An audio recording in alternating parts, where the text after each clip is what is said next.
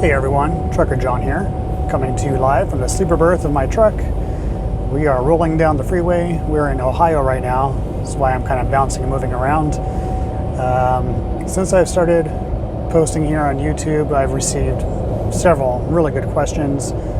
I just selected a few to share here with you guys today in my very first question and answer with Trucker John. So let's get started.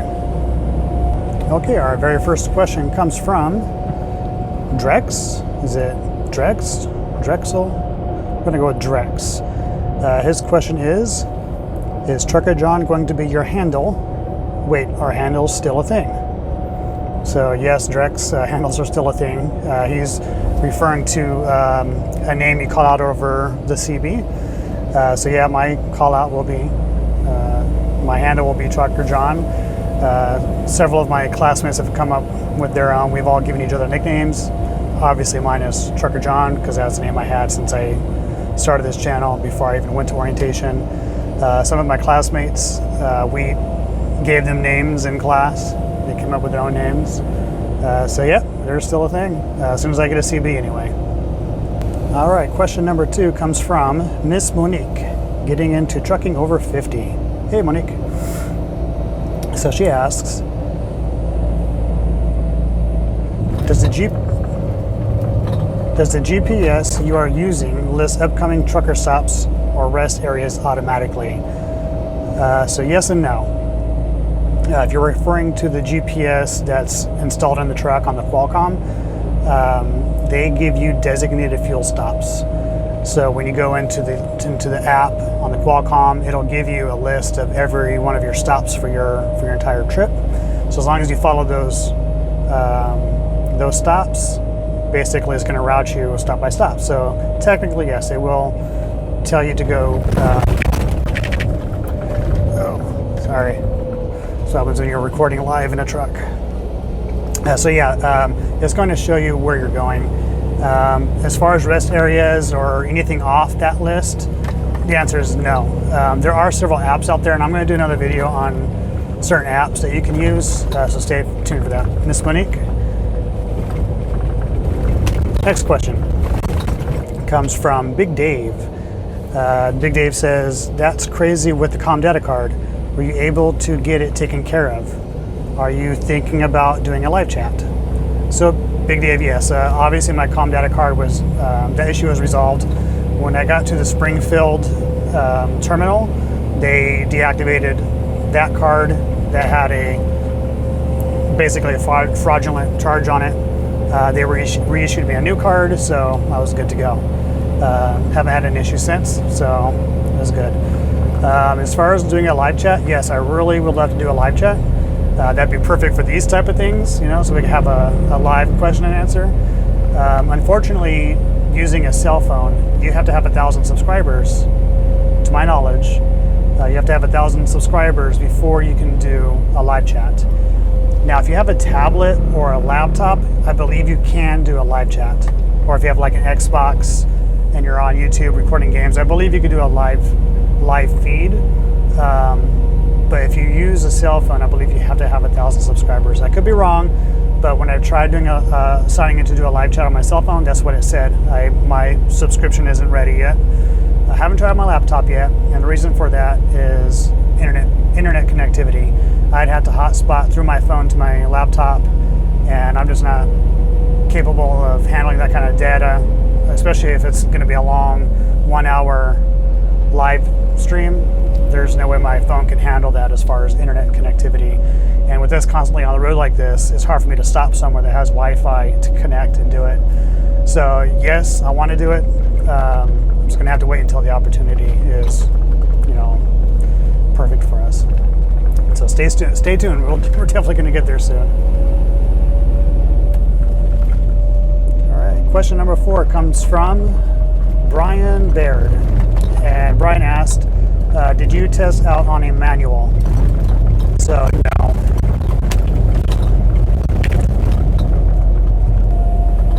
So Prime is 99.999% automatic vehicles. So this is why it's hard to sleep in here, guys. It's constantly bouncing like this the whole night while you're trying to sleep. Almost impossible for me. Some guys say they can sleep like a baby. It rocks them to sleep. Not me. This is tough. Back to your question, Brian. So yeah, it's going to be an automatic. I know Junior Honduras for sure has a manual, and I believe he ordered his that way. So if you're not going to be an owner op, and if you don't specifically order it, you're probably going to automatically be given an automatic. If you're a company driver, most likely it's going to be automatic. All right, next question is from Stay Humble. Stay Humble asks, can you do the drug test before you arrive to Prime Inc. orientation, or is it mandatory to do it on site? I'm not sure if it's different for everybody or different terminals do it different ways. I don't know. For me, they sent me to have my drug and physical before I attended orientation. When we were in orientation, they pulled, I believe, 1 or 2 people out to do a drug test on them on the spot. I don't know if that was a surprise drug test or they just didn't get their drug test done before orientation. So to answer your question, they're going to do it before and possibly do it during orientation. And you do sign a paper, first day of orientation, saying that you will not drink alcohol the entire time you're in training. So they do test for that as well. I don't know of anyone in my class that did get tested, but I have seen another video. I believe her name is Queen Trucking. Go check her video out. She was tested during training for alcohol, I believe. So you can go check her video out. Next question is from Jeffro, the wannabe truck driver. Jeffro asks, I watched some videos that people said to bring a laptop so you can do CBT in the hotel room. Is that true?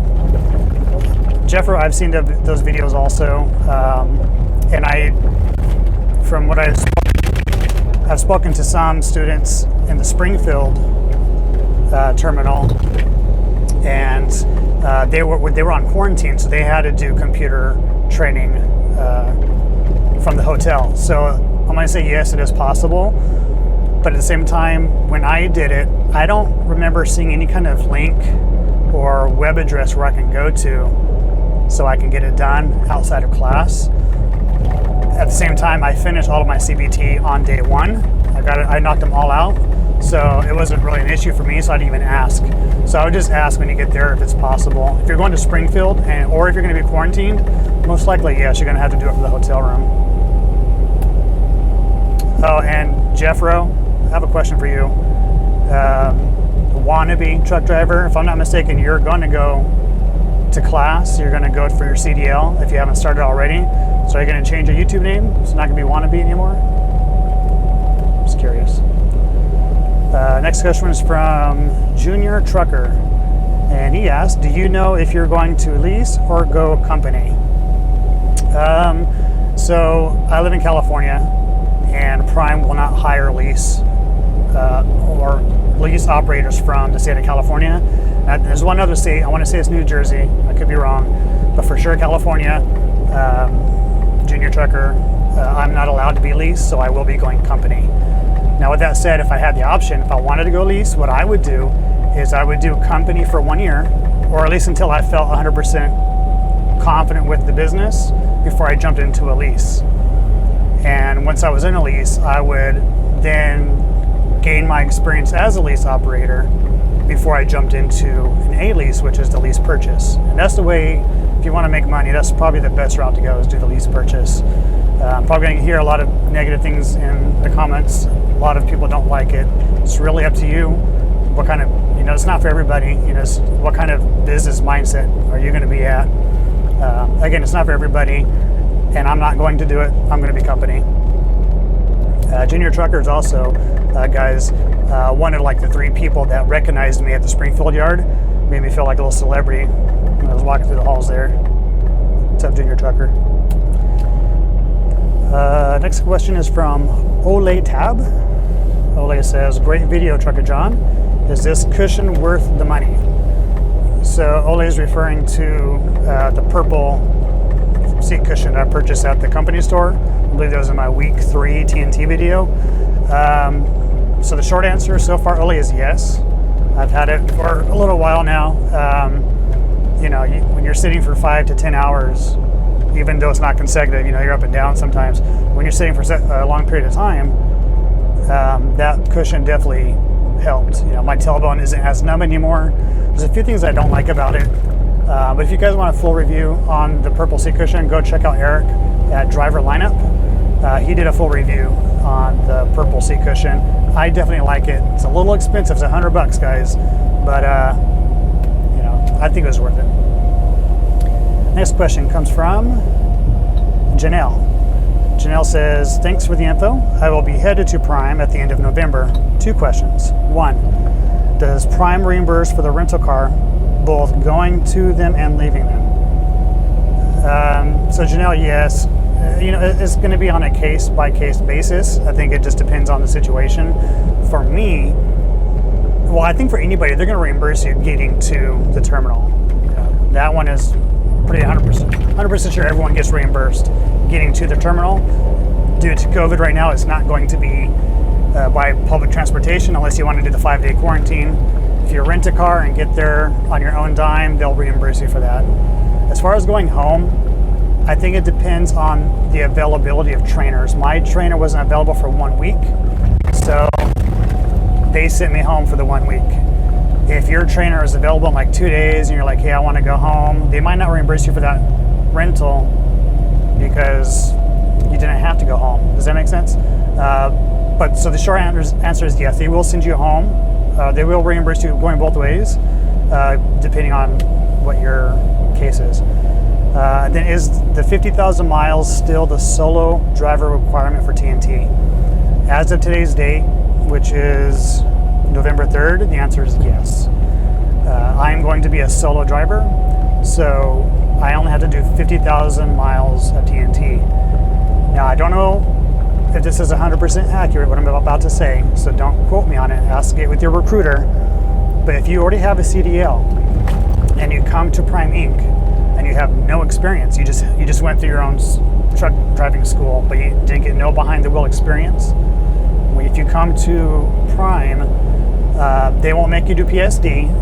They'll make you just do like a quick refresher class. You have to do the orientation, obviously. Then you just jump right into TNT right away. If you do that, you have to do 60,000 miles. Again, I could be wrong. Double check it with your recruiter or with Prime, but that's my understanding on that. It's a good question, Janelle. And next question, this was sent to me through email. So guys, if you guys want to email me, definitely do that. It's at charterlife@gmail.com. It's in my About section on the YouTube page. You can check it out there. Make sure you guys also follow me on Facebook and on Instagram. TruckerJohn2020, TruckerJohn on Facebook. So Big J says, I haven't seen a lot of videos regarding home time. How often do you get home and for how long? How does one manage being homesick? How does one manage missing your loved ones? And it makes me wonder, how do you cope with being away? I figured if anyone could answer those questions, it would be you. Keep up the great content, Big J. A lot of good questions there, and not easy to answer. So let's start with the first one. How often do you get home and for how long? So I will just tell you what Prime will tell you. And Prime's going to tell you, bouncing. Got to wear a helmet in this truck sometimes. Things come flying at you. So Prime's going to tell you for every 7 days you work, you get 1 day off. So if you work 3 weeks straight, you'll get 3 days off. You work 4 weeks straight, you get 4 days off. Something like that. But you also have to think, though, in those days that you're off, you are not getting paid. So you're going to have to build up some money to have your days off, if that makes sense.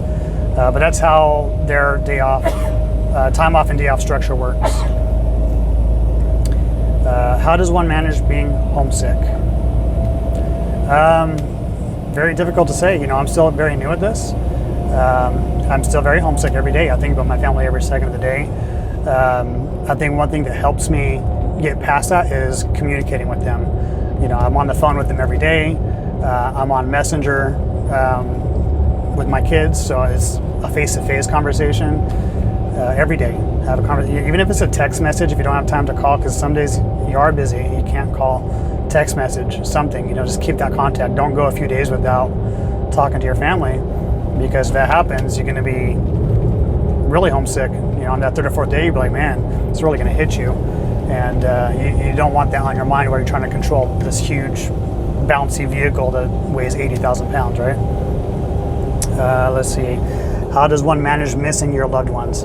Yeah, again, just that communication. You really need to talk to them.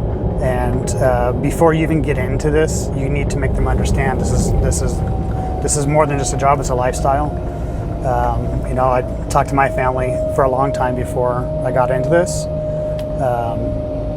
So yeah, that's my best advice right now. Like I said, I'm kind of new at this myself, so I can't fully answer that question, but that's what I've been doing, and it does help a little.